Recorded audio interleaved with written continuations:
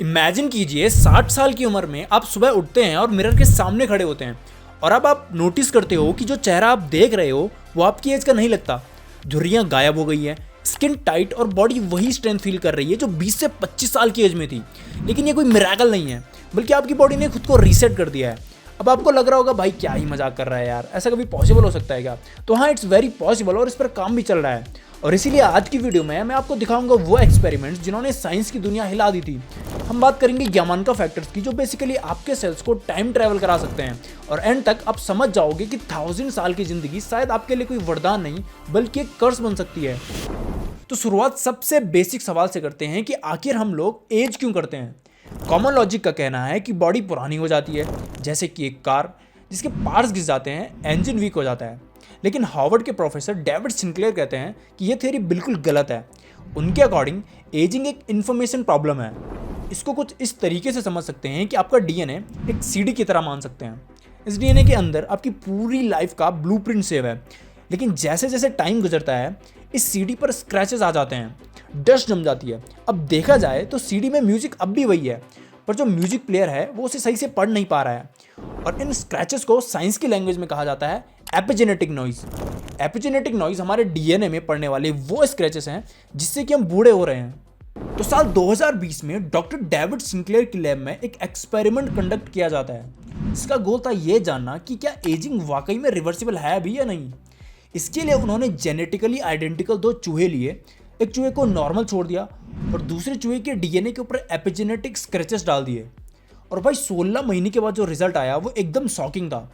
जिस चूहे को नॉर्मल छोड़ दिया था वो तो बिल्कुल यंग और एक्टिव था, लेकिन उसका ट्विन जिस पर एक्सपेरिमेंट हुआ वो ब्लाइंड हो चुका था, बाल ग्रेस हो गए थे और बॉडी एकदम वीक। ऑल्दो इस चूहे का डीएनए नॉर्मल के जैसा था, बट सिर्फ इन्फॉर्मेशन खराब होने के कारण ये चूहा नॉर्मल चूहे से काफ़ी ज़्यादा एज कर चुका था।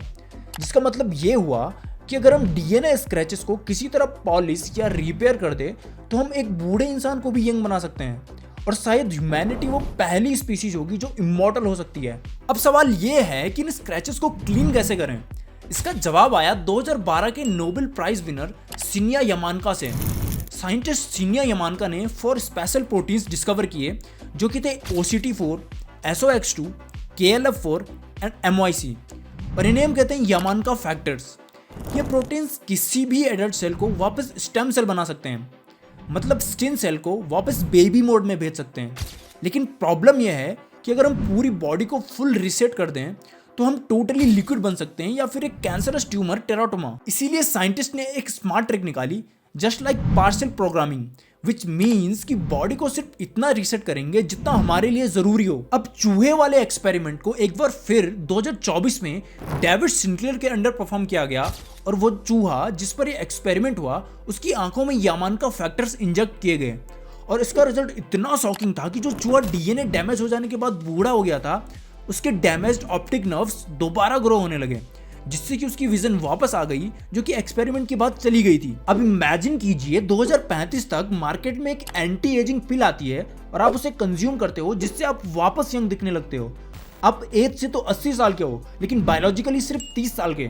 मसल स्ट्रॉन्ग, हार्ट एफिशिएंट और एनर्जी एकदम फुल। और यहीं से शुरू होती है वो क्रेजी पॉसिबिलिटीज जिन्हें हमने कभी सीरियसली सोचा ही नहीं। अगर आपको लगता है इमॉर्टेलिटी इम्पॉसिबल है तो नेचर को देखिए, जिसमें ऐसे क्रिएचर्स हैं जिसके बारे में आपने शायद ही कभी सुना होगा। इनमें से एक है bowhead whale. Bowhead whale basically 200 साल से ज्यादा जीती है और ऑलमोस्ट कैंसर फ्री होती है। और इसका रीजन ये है कि इसके पास होती है अबंडेंस ऑफ CIRBP प्रोटीन, जो कि इसके पास हमसे 100 टाइम्स ज्यादा होता है। ये प्रोटीन डीएनए डैमेज को इतना फास्ट रिपेयर करता है कि म्यूटेशन होने का टाइम ही नहीं मिलता। इसीलिए साइंटिस्ट अब ट्राई कर रहे हैं ह्यूमंस में CIRBP का लेवल बढ़ाने का, और शायद फ्यूचर में सिर्फ एक कोल्ड एक्सपोजर थेरेपी आपको यंग बना दे। और दूसरी है इमॉर्टल जेलीफिश जिसका नाम है ट्यूरोटॉप्सिस डोरेनी। ये जेलीफिश बूढ़ी तो होती है लेकिन मरती नहीं है। ये अपने सेल्स को वापस बेबी स्टेज में ले जाती है और ये साइकिल इनफाइनाइट बार रिपीट हो सकती है।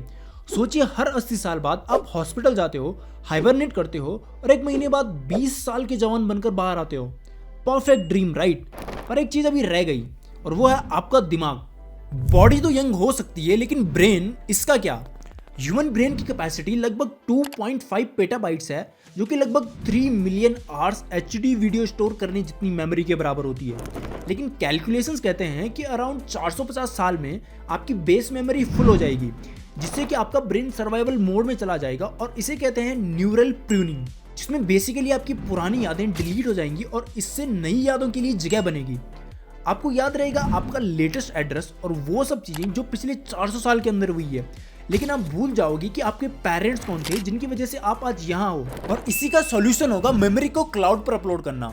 एआई आपको याद दिलाएगा कि 600 साल पहले वो कौन था जिसने रिवर्स एजिंग जैसी चीज के बारे में सोचा था। आखिर वो पहला बंदा कौन था जिसने मार्स प्लेनेट पर बिना ऑक्सीजन सिलेंडर के सांस ली? कौन था वो जिसने कैंसर का क्योर इजाद किया? और क्या सच में ये ह्यूमंस की जब खा गया जो कि लोग पहले सोचा करते थे? बाय द वे, इस सवाल का टेम्पररी जवाब आपको इस वीडियो में मिल जाएगा, so do check it out once. लेकिन सबसे बड़ा सवाल ये है कि 600 साल बाद जो आप होंगे, क्या वो आप होंगे? 90% डिजिटल मेमोरी तो क्लाउड पर होगी और बाकी 10% बायोलॉजिकल मेमोरी आपके ब्रेन में।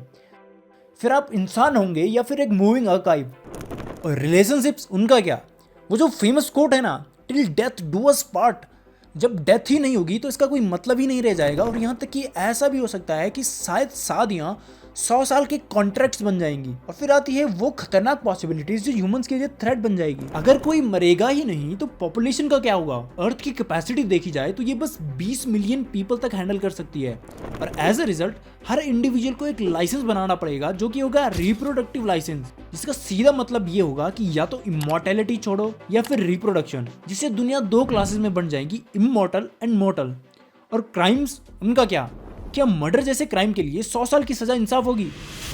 और इसी के साथ इवोल्यूशन का भी एंड हो जाएगा, क्योंकि इवोल्यूशन मौत से चलती है। पुरानी जनरेशन जाती है तो उसकी जगह नई जनरेशन आती है। अगर कोई मरेगा ही नहीं तो हम जेनेटिक क्लोन्स बन जाएंगे। इम्यून सिस्टम में कोई चेंजेस नहीं आएंगे और वो नेचर के अकॉर्डिंग नहीं ढल पाएगा। और वायरसेस इतने इवॉल्व हो जाएंगे कि इवेंचुअली एक सुपर वायरस आएगा जो हमारा पुराना इम्यून सिस्टम समझ ही नहीं पाएगा और शायद एक ही झटके में इमॉर्टल सिविलाइजेशन खत्म हो जाएगी।